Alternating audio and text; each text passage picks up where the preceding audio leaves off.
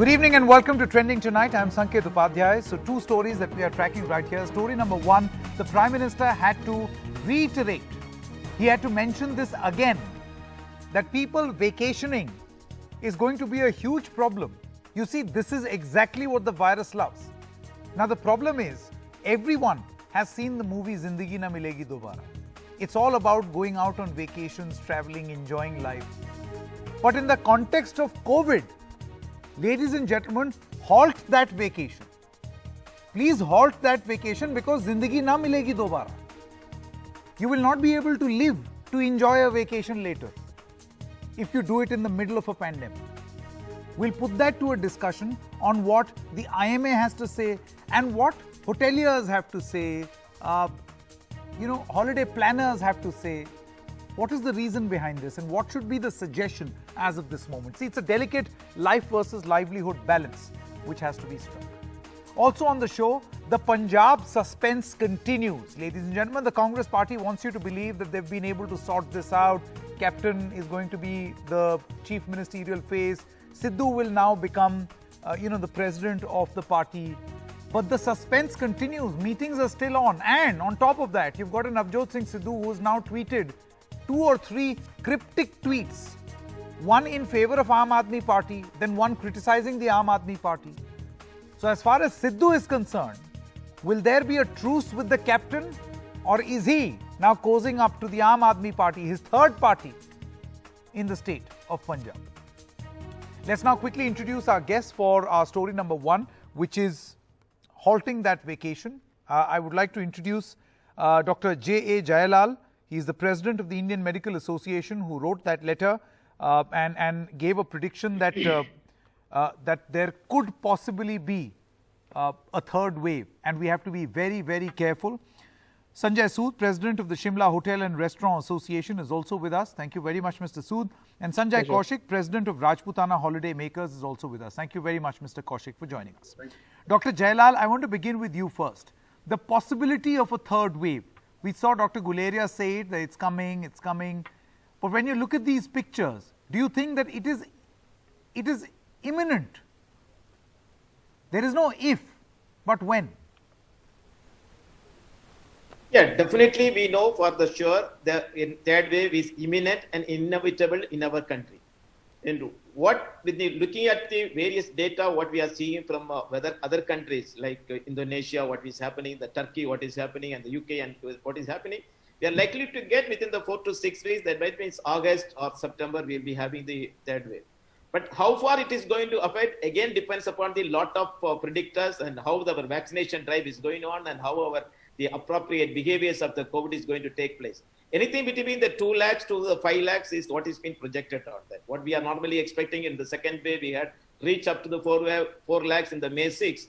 But in the third wave, in many countries, what has happened, it was in much worse than the second wave. But now with the pretext of the vaccination drive, definitely we are going to get the... No, but then Dr. Jayalal, even that has, slowed down. The problem is the vaccination drive is not going on as we thought it will. Vaccination rate has come down. That I fully agree with you, but see, that is because of the logistic problem, the supply that is inevitable at this moment but government is trying its best to augment that supply. Now the private hospitals are also now applied for and they have even paid the money for getting the vaccination. Still it is not been supplied by the companies. And now new vaccines are coming in. At least in another 1 month, we will definitely have the Sputnik and the Moderna vaccine to be there. So, this is going to be in 1 or 2 months, this issue is going to be sorted out. And when we are having that intention to go, augment the vaccination, definitely we will be able to reach the organization within another 2 to 3 months. We will reach 30 to 40% of the vaccination drive we will be seeing. But only thing what we need at this moment is COVID appropriately. If we can avoid this tourism, if we can avoid mass gathering, definitely, that is a great service we are doing to the country at this moment to stop this third wave. Okay. Sanjay Kaushik, I want to come to you now. Rajasthan is a great tourist hub, and I'll go to Mr. Sood also because in Himachal also we are seeing many of these pictures from Shimla, from various places in Uttarakhand. But Mr. Kaushik, what has your experience been as far as tourists are concerned? I mean, this is some sort of a revenge tourism which is happening, and the already bleeding tourism sector seems to be lapping it up. It's like recovering your losses. But is this the best time? What's your Sankar, experience? I would agree with you. Like it's a bleeding time for tourism. Like the tourism is the most hit or the worst hit economy of tourism is within 1.5 years. People are really suffering lots of job loss and so many things. But anyway, we are coming back to the subject. And I would say since the last 1.5 years, people have not been traveling. Now, recently we saw it was in Himachal when people started traveling and it was traffic jam for 5 kilometers. Recently, government of Rajasthan has also given some relaxations and people can start traveling into Rajasthan. And I was talking to my colleagues in Rajasthan, like Kumbhalgarh, Mount Abu, Udaipur. They are already full. The weekends are totally jam-packed. But I would say to be a responsible tourist, it is very important for us to recall the beginning of COVID when people were saying like you should not travel. If you are traveling, you should travel only if it is required. But since people have not been traveling since 1.5 years, they are frustrated and there are a lot of other things I could say. And they are ready to go. I mean, like if all the borders are open, I would say there will be traffic jam around India. But I would say we have to be very, very cautious about it. We should not travel. No, but Mr. Kaushik, see, the thing is, what if hoteliers or holiday makers, they have certain provisions where you put those provisions in place to allow people to travel. For instance, make it mandatory for people to show their vaccination certificate. And then only you will allow. It is already there, Sanket. Like if you are traveling to Rajasthan, if you don't do RT-PCR, you have to carry both your vaccine certificate to. But I think there should be a proper check on the borders at the hotel check-ins. And I think to control this, let's say for monuments, if you go to a monument, there will be no distancing. People are not using masks in some of the areas. So and I would recommend people to go to smaller places instead of big cities. If you go to smaller places, they're less crowded, not much of COVID patients are there. If you are already vaccinated, go to smaller places. Don't go to big cities where already, like I can say about Jaipur, lastly I was saying, there were a lot of cars from Delhi, even just before the first lockdown. So that's how Delhi guys are, notorious to travel to Jaipur. Yeah. It's easy, just 5 hours. Same with Ahmedabad, Gujarat. Like people are traveling to Ahmedabad in 1.5 hours, they will reach Udaipur. But I would say if you are even traveling, use mask, use sanitization, use if you are vaccinated, then only you travel. If it is very important or if it is really necessary, go to smaller place, but not to big cities, I would say. Yeah, and be careful if this is if we are traveling more of if we are traveling more and more, we might invite the third wave, which is no. I'm glad as a holiday maker you say this because it's your industry which is the worst affected. But still, you say this. But before any industry colleague, I want to be a law-abiding citizen. Absolutely, all of us should. I mean, this is very important. Okay, Mr. Sanjay Sood, I want to come to you now. We've seen those pictures from Shimla. We've seen pictures from Uttarakhand, Kempty Falls. My goodness, it's like revenge travel, which is happening, and the tourism sector seems to be lapping it up.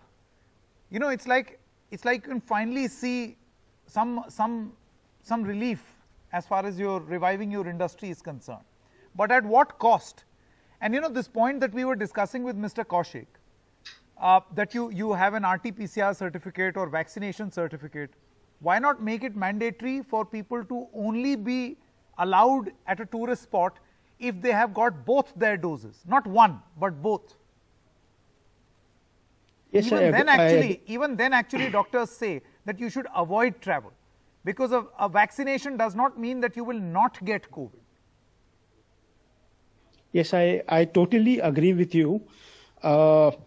Unfortunately, what has happened is the government has not supported the tourism, the hoteliers and the restaurateurs all over India. We were expecting the government to help us out. And most of our businesses have virtually crashed. So now when the tourists are thronging towards Himachal, it gave us an opportunity to revive and survive. Yes, there is a problem. A lot of people are coming, not adhering to the wearing mask and following the protocols. But I'm happy to tell you that most of the hotels in Shimla, at least, I can vouch for, most of the staff are vaccinated and geared up for receiving guests. No, Mr. Sood, the staff may be vaccinated, but what about the people? And we've seen this from our experience in the second wave, that even all those people who had the vaccination, both the doses, they also got COVID. It's just that they were able to avoid serious hospitalization. But the fear of COVID exists. It definitely exists, but most of our hotels are ensuring that the guests coming to the hotels follow the protocols and SOPs issued by the central government, the state government. Mr. And Sood, the hotel will, but the road won't, or a shopkeeper won't. The problem is there, not inside your hotel. Absolutely. So here, our chief minister, the administration is very strict. They are on their toes. Even now in the mall, when we take a stroll, you can see the policemen requesting and asking the tourists, please wear mask. It's the tourists who take it very aggressively, and I don't know what's the problem. Like they get aggressive with the police and the administration. That is, I say, is inviting COVID-3 for sure. Now, so Dr. Jailal, quickly coming back to you. See, it's a large number of notorious people who do not want to follow COVID-appropriate behavior. Now, this is obviously going to create a huge burden. Given a situation like this, medically, let's just assume that we are a country with a large amount of COVIDiots, people who, this is like a term which is used for people who don't follow COVID-appropriate behavior. What are the steps that we need to take now that it is quite possible that this third wave is imminent? What are the requisite measures that we need to take to be prepared for a third wave? Like oxygen, medicine, we know that there will immediately be a shortage of these things. Yeah, the zero tolerance on the COVID inappropriate behaviors shall be the motto of the government. And at any point of time, somebody is doing that is, as you said, the inappropriate things. They should be definitely booked and they should be punished immediately. The people only with a vaccination tool, right? As you said, it is only 50% protection, so it can be allowed to some places of any tourist of interest. And if there is any person be violating that COVID protocol and COVID rules, and there should be a total lesson on this. But that should be the deterrent for others for not going through that. See, the preparedness, yes, as India is now prepared. When the patients are coming, our hospitals are prepared to do that. But it is quite horrible to see that people are themselves inviting the disease, and this awareness has to be created. I must thank the media like you, what we are taking very seriously, trying to spread this message to the people. I think definitely it will give some positive effect. And Honorable Prime Minister is repeatedly mentioning that, and in any meeting he is ascertaining this fact, and definitely it will have some impact on the community in the days to come. Well, let's hope that people, that impact is there on people, and there are some strict measures. If people are not listening, you'll have to have rules in place. But thank you so much, Mr. Kaushik. Towards the end, would you like to join me in requesting people to halt that vacation, because zindagi na milegi dobara? There's only one life. Exactly. Absolutely. I would request all the tourists who are very keen of traveling, or they are ready with their all boxes and what we call trunks, to be a little cautious and don't travel for the moment.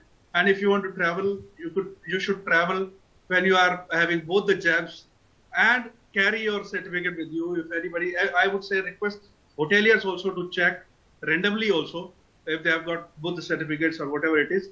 And while you are traveling, go to restaurant, be careful, keep distancing. And I think this is the best way to control the COVID. Otherwise, third wave is already there.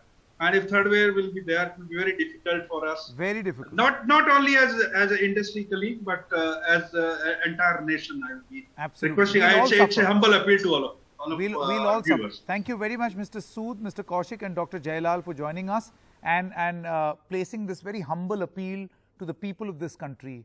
Please halt that vacation. You can go some other time. Let this pass, because this too shall pass. Let's move on now to the next story right here. What is happening in Punjab?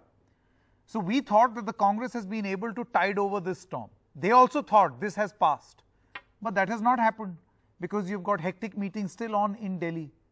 And you've got Navjot Singh Sidhu, who's now tweeting one tweet in favor of AAP, one tweet against AAP. Has he built his bridges again with Captain Amrinder Singh, or is this a prelude to another shift this time around to the Aam Aadmi Party? Let's quickly put this to a short discussion. We've got Mr. Hardeep Kingra. He's the Chief Media Panelist and Spokesperson of the Punjab Congress. Thank you very much, sir. Ahbab Singh Grewal, Spokesperson of the Aam Aadmi Party. Good evening. You're both interested parties here. I'll begin with you first, Mr. Hardeep. Navjot Singh Sidhu is still combative. He's still aggressive. I don't think that a reconciliation is something that is on his mind right now. So at a time like this, these hectic meetings that took place in the national capital, what precious little have they done? Now, the basic question here is that Sidhu is a member of the Indian National Congress and is a sitting MLA from the Congress party. And let me say one thing, that what he has tweeted is that our opposition, so the catchword is our opposition. So he presently identifies himself very strongly with the Congress and he says that our opposition supports my view. Now let me tell you one thing. If there is a view 2 and 2 makes 4, view of everybody will be same, because if some party, political party, be it Akali Dal, be it Congress, be it Aam Aadmi Party, says that they are pro-Punjab, I am very sure Sidhu will say that yes, he loves that people are saying that they are pro-Punjab. So people should not read it beyond that. Sure.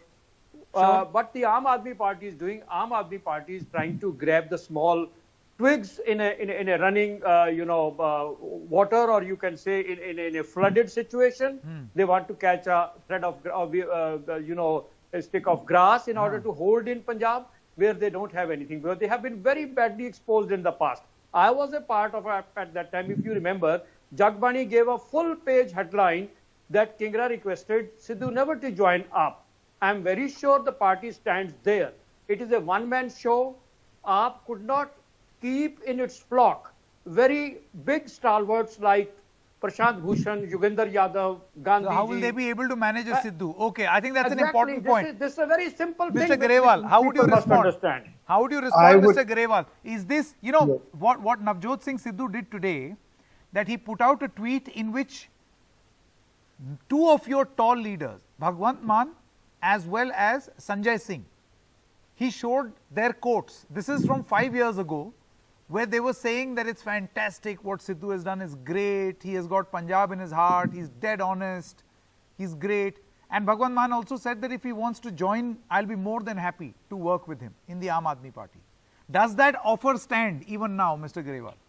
Let me just give you the context. Mr. Sidhu tweeted after Mr. Bhagwant Mann asked him that, Mr. Sidhu, if you agree with all that we say about what is wrong with Punjab today, what the Congress has been doing for the past 4.5 years, please tweet. And he did that. That vindicates our stand in the sense that what we have been saying, that Punjab is going over the top in corruption. There is mafia everywhere, and the power sector, there is a quid pro quo going on in Punjab everywhere. So basically where the Aam Aadmi Party stands is that Mr. Sidhu has said what the Aam Aadmi Party has been saying for the past 4.5 years, and that vindicates our stand. So you're saying that he is naturally aligned to what you're saying?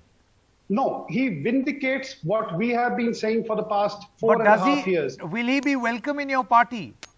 Has he said so? Has he said that he wants to join up? If he says that, we'll think about it then. That's a hypothetical question. No, but Mr. Mann welcomed him with open arms 5 years ago. Well, Mr. Bhagwant Mann is our leader, and if he says so, he is being very magnanimous. As long as Mr. Sidhu doesn't say it very explicitly that he wants to leave the Congress, that the den of corruption that he's been screaming against he's had enough of it. So you're saying that as of this moment, Navjot Singh Sidhu is saying the exact same things which you are highlighting. He, on the other hand, says that he picks up these issues, people's issues, and you follow. Look, you know what?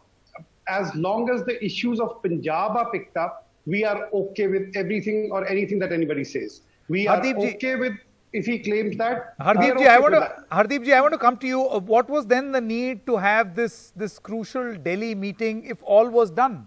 We were told that big committee which was formed in Delhi has been able to submit its report, all's well, captain is happy, Sidhu happy, formula done. And then again you have the meeting between Prashant Kishore and Rahul Gandhi.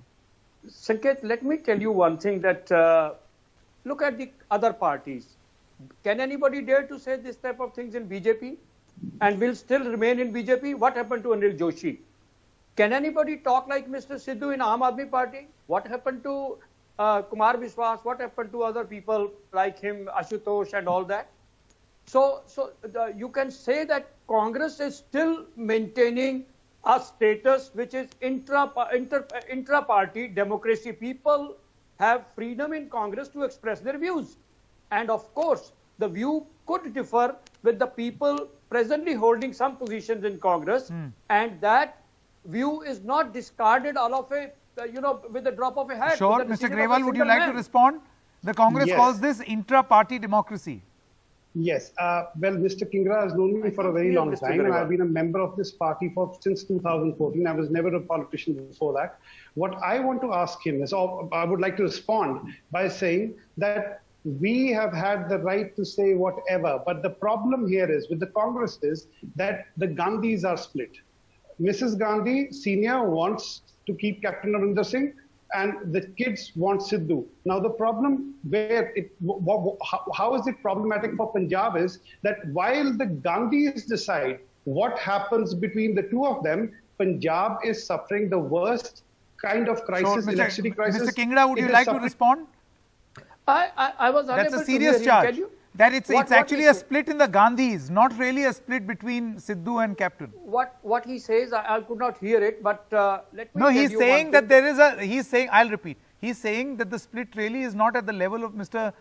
Captain Amrinder Singh and Mr. Sidhu. The split is between Sonia Gandhi and the children. Because the children want, Rahul and Priyanka want Sidhu, whereas Mrs. Gandhi wants the captain to continue. I don't think it has ever happened in Congress party. Let me tell you, Congress party will discuss everything in detail, make up, listen to everyone, all the MLAs listen, Chief Minister listen, Mr. Sidhu listen, and then they will decide on, and the President of the Congress will be the final authority to decide what is going to happen in the party. And let me tell you, once a decision is taken by the President of the Indian National Congress, all the people within the Congress. And you are pretty sure that all the people, including Mr. Sidhu, will be in agreement? Yes, of course. I am 100% sure. Okay, and he will not leave and join another party like he came into your party? I don't see any possibility of Mr. Sidhu going to Aam Aadmi Party. All right. Thank you very much, Mr. Kingra, as well as Mr. Grewal, for joining us. Let's see what happens, because this is not a closed chapter. This war is still on. Good night and goodbye.